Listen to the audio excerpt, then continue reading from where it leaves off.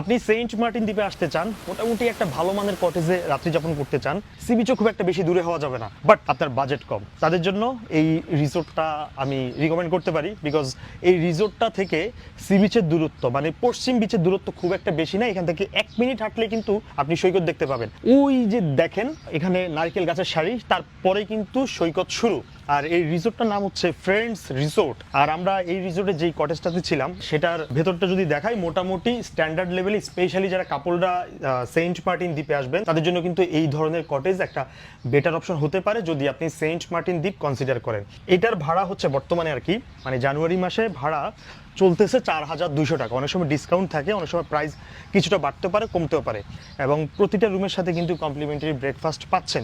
এই ছাড়াও যদি আপনার বাজেট আরও কম হয়, মানে 4-এর নিচে, তারা কিন্তু এখানেও রুম পেয়ে যাবেন। প্রতিবেলার খাবার আপনি তাদের নিজস্ব রেস্টুরেন্টে অর্ডার করতে পারেন। জাস্ট একটা বিষয় মাথায় রাখবেন, এটা কোনো প্রিমিয়াম টাইপের রিসোর্ট না।